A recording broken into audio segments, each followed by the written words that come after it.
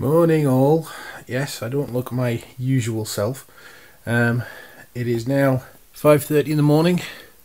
I'm getting up to go on a day trip, so I thought I would do a little bit of video blog for you guys. I'm going to get myself up and ready, and why don't you come along for the ride?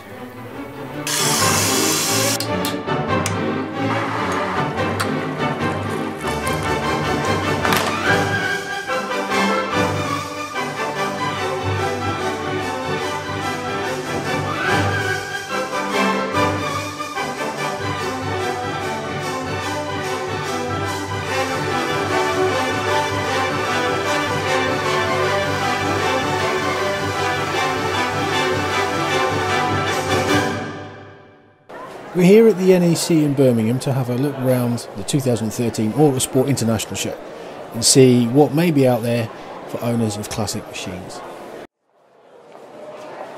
Now this is what I was hoping to find. An historic sports car.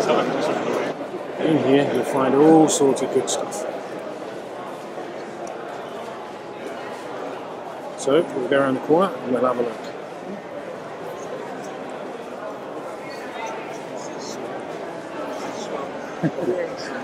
Inspector Morse would be very, very surprised, wouldn't it?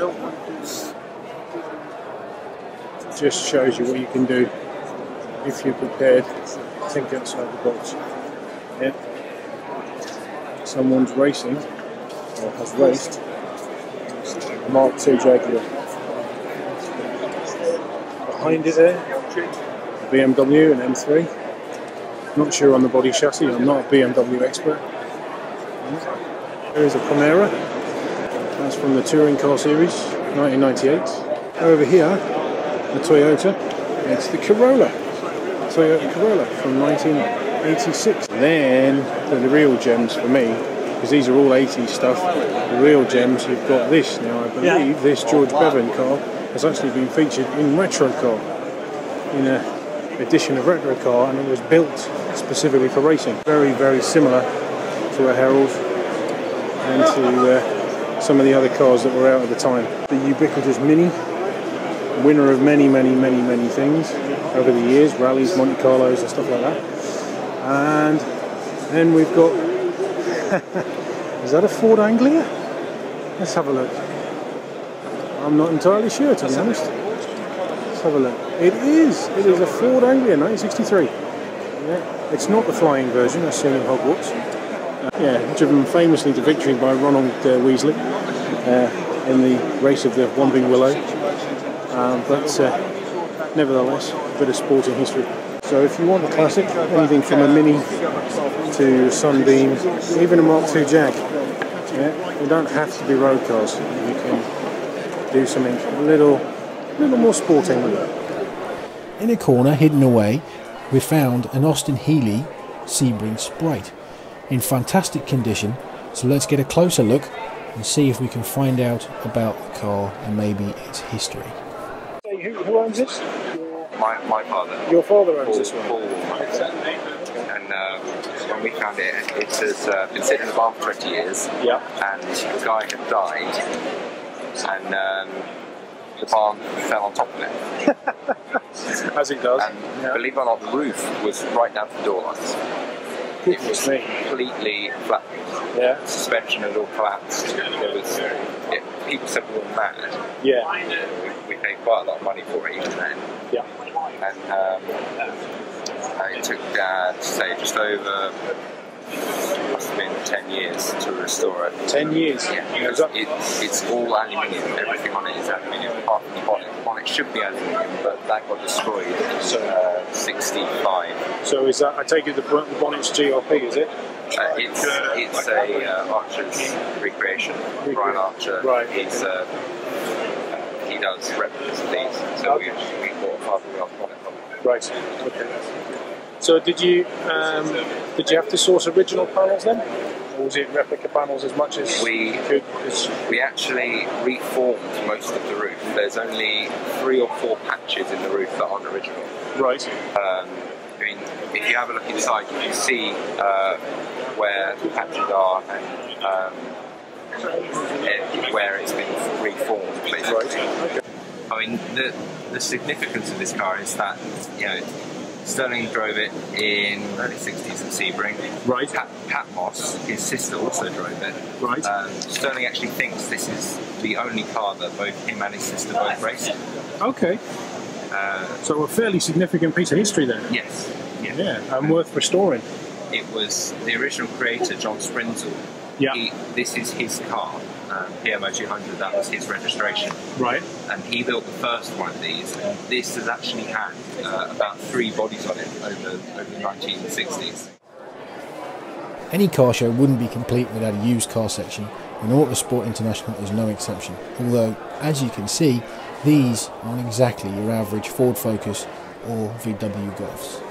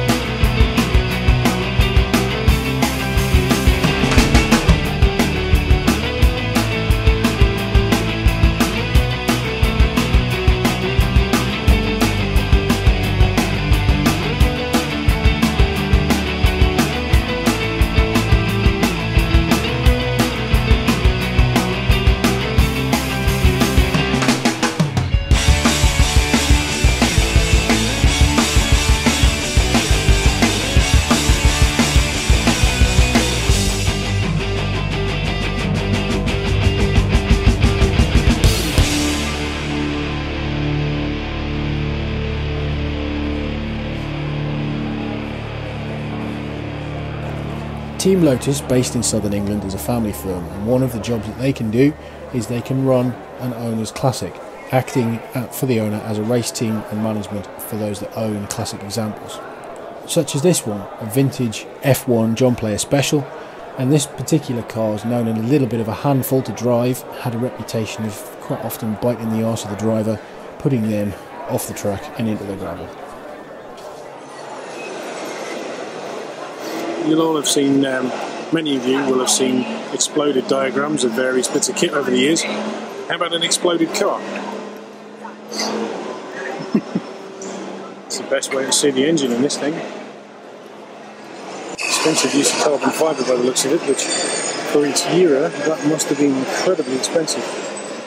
Nowadays everything's dripping with carbon fibre and it's the manufacturer's usage of choice, but the structure of choice. And back in the day it would have been incredibly expensive.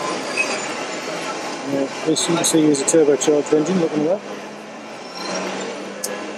And it looks like a V6, which I think was the regulations back in the day. Not too dissimilar from the layout of the Formula Fords we use. Gearboxes at the back there, and then the engine, and then the driver and front wheels, just to stop the front dragging across the floor.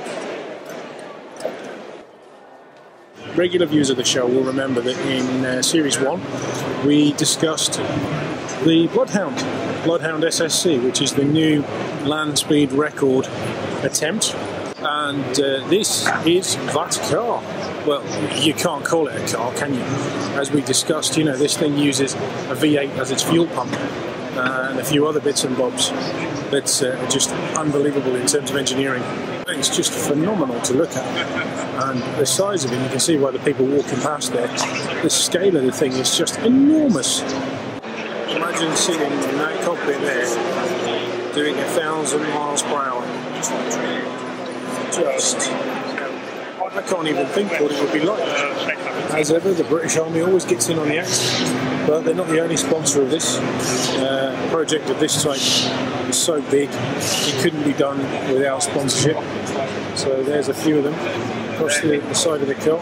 There's room for a few more. You can see there's a gap there. And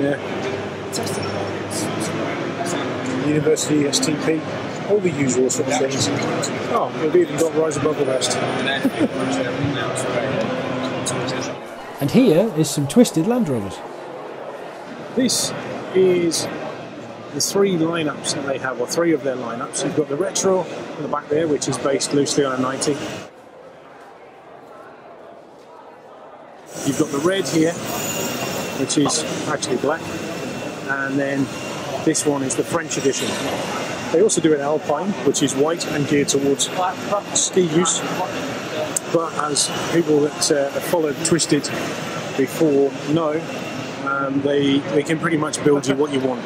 You can either go with a new Land Rover and say, build me something, or you can take your pre-existing Land Rover to the company and they will work their magic on it.